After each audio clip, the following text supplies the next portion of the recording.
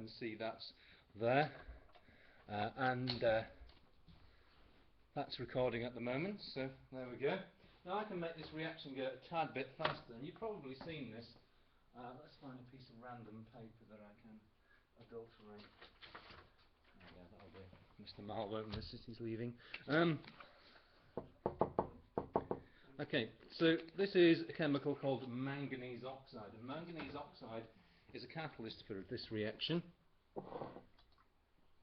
Yeah, I can see that. And maybe tell me what a catalyst is.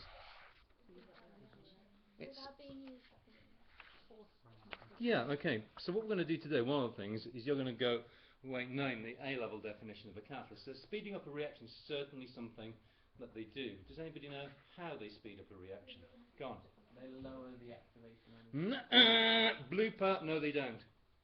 They give it an alternative route. Oh, brilliant. Okay, you've read the A-level textbook already, haven't you? No, it was in GCSE. It was in GCSE. Did they teach you some chemistry at GCSE now? Excellent. Okay, yeah.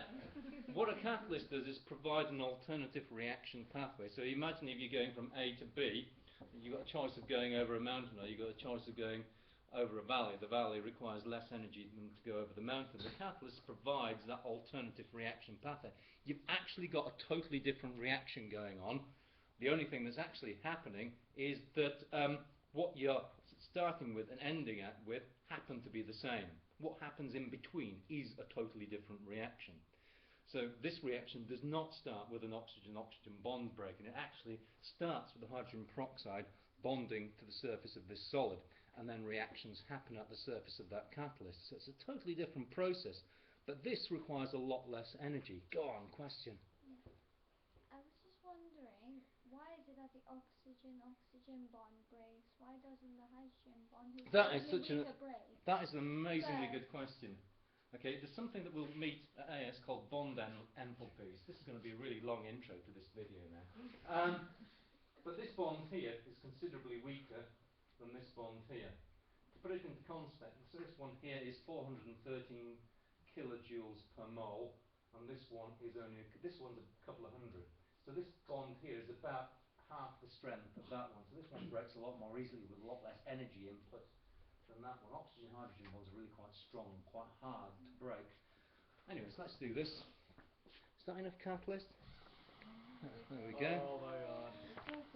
I am doing chemistry. Okay. Isn't that pretty? It looks a bit like a steam engine, doesn't it?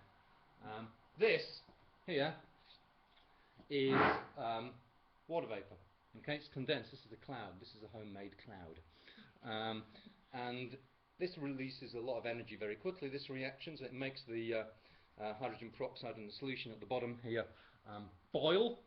And that's what having a lower activation energy really means. This reaction is taking place so much more quickly because we've got really a different reaction taking place now. It just happens to end at the same place and start at the same place.